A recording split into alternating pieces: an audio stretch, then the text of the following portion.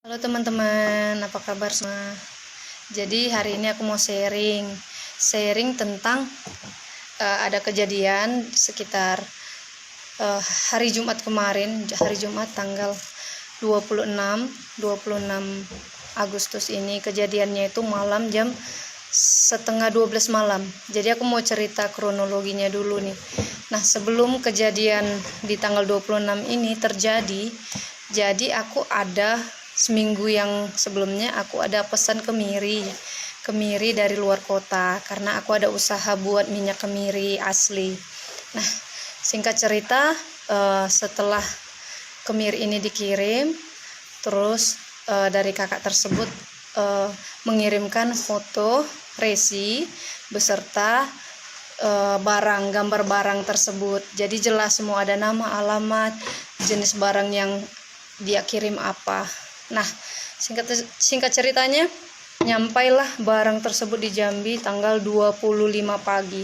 Tanggal 25 pagi ini diantar oleh kurir, salah satu kurir kargo di Jambi.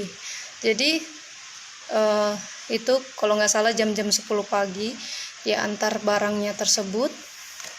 Pas aku lihat dari luarannya aja, itu jadi barang-barang yang datang itu dibungkus pakai goni juga, tapi goninya lain. Aku sudah curiga sih sebelumnya kan, kok warnanya lain dari gambar yang disampaikan kakak tersebut. Terus aku video call, aku kasih tunjuk nih barangnya, kak yang ini enggak barangnya. Oh ternyata bukan.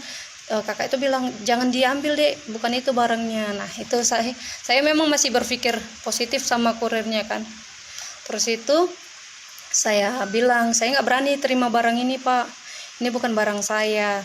Kalau nggak percaya coba dibuka aja goninya. Terus itu kan dibukalah sama kurirnya tersebut, dia saksikan. Terus juga ada saksi tentara di dekat rumah, dia lihat juga barang tersebut.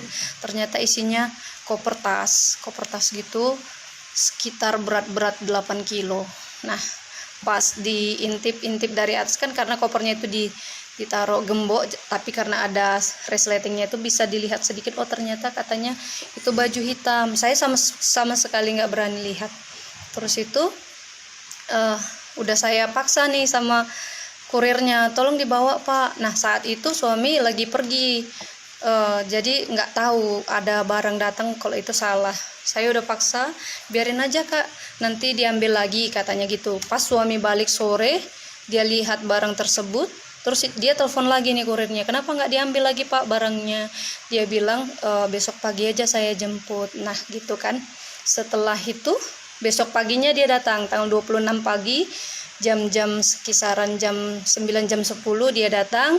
Dia antar juga kemiri saya yang asli, satu goni, beratnya 25 kilo.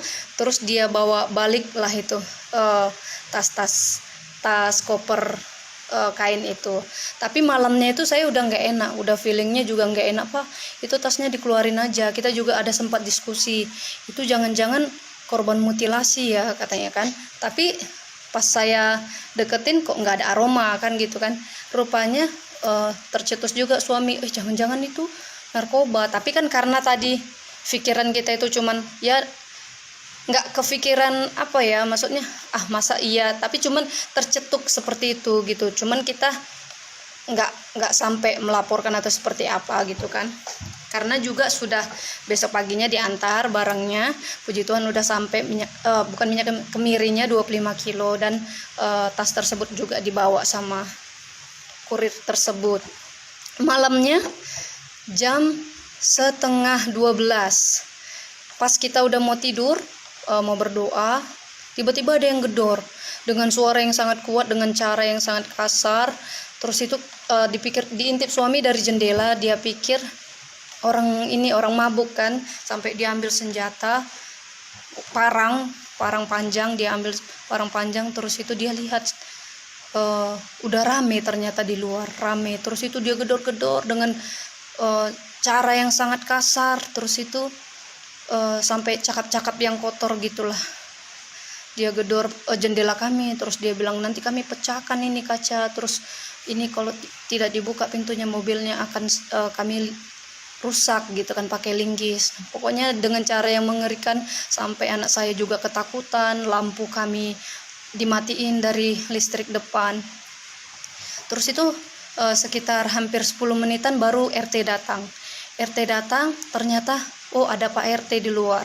Akhirnya kami berani buka pintu, tapi kami nggak berani buka teralis, hanya pintu depan aja. Tapi sebelumnya kita udah telepon keluarga, kita pikir kan orang jahat ya. Terus kita udah telepon keluarga. Nah, keluarga itu udah pada di jalan.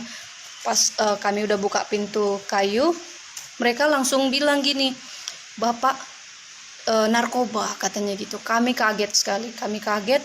Narkoba apa kan gitu kan? Iya, buka dulu ini pintunya, kamu ini nggak sopan, kamu orang Batak kan, saya juga orang Batak. Dia bilang seperti itu kan, dengan cara yang sangat kasar itu kita nggak terima.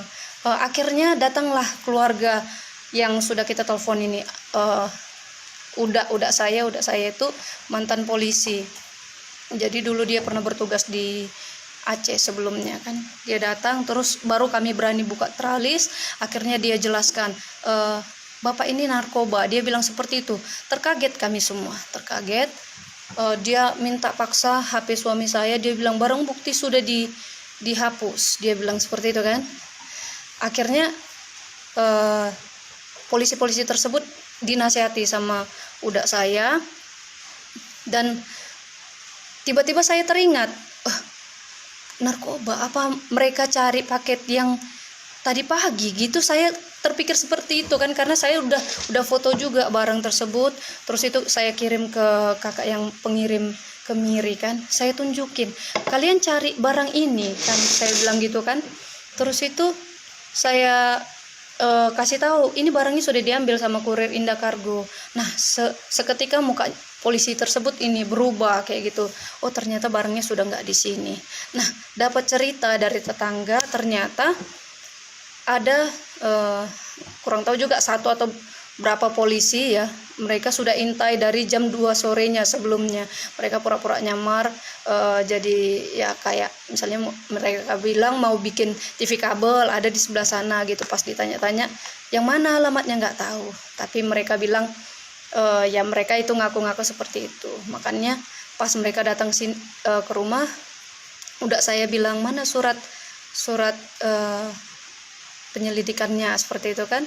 Dia tunjukin, nah ini surat gak jelas gitu kan, bahwasanya itu sudah A1, artinya sudah jelas ada di sini barangnya, padahal benar-benar itu barang sama sekali tidak tahu. Dan tentara yang di atas rumah saya itu sudah bilang, saya saksinya bahwasanya itu bukan barang kakak ini, itu salah kirim, memang dibuat di paket itu resi saya. Sama sekali saya nggak paham itu kenapa dia buat itu resi saya, tapi nggak ada alamat, nggak ada nama. Sementara barang yang datang itu, barang yang saya yang asli itu ada resi saya juga gitu, ada resi saya juga, dan ada nama lengkap saya, ada semuanya lengkap gitu. Nah, barangnya juga benar kayak gitu. Dan singkat cerita, akhirnya semuanya udah nyata, nggak ada barangnya ditemukan. Dan udah saya yang masih sebagai polisi juga datang, dan puji Tuhan semuanya sudah selesai. Sampai saat ini juga masih ada rasa trauma seperti itu, trauma dengan cara mereka yang kasar.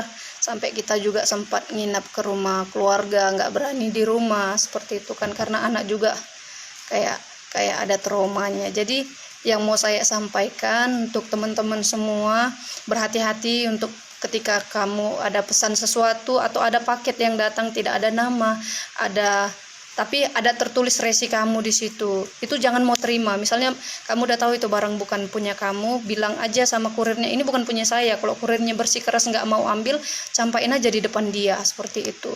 Nanti bapak saya tuntut kalau misalnya bapak memaksa saya mengambil barang yang bukan milik saya. Itu pengalaman yang luar biasa buat kami, karena bayangin, itu memang udah Tuhan atur semuanya, Tuhan atur untuk menolong kami. Sampai seharusnya pada hari H itu tuh udah saya yang purnawirawan itu pergi keluar kota, tapi ya puji Tuhan malam itu dia nggak pergi. Jadi ketika saya telepon udah saya, dia ada di rumah langsung mereka datang rame-rame ke sini. Itu kisah pribadi yang sangat luar biasa buat kami, pelajaran yang luar biasa buat teman-teman juga. Berhati-hati siapapun itu ketika menerima paket, boleh kita buka langsung gitu. Nah, apa itu barangnya, seperti itu. Jangan pernah ada rasa khawatir untuk membuka. Ketika kita benar itu jangan pernah khawatir untuk mengatakannya, seperti itu teman-teman. Kiranya kita senantiasa dalam perlindungan Tuhan dan dijauhkan dari hal-hal yang tidak baik dan tidak benar. Selamat siang semua.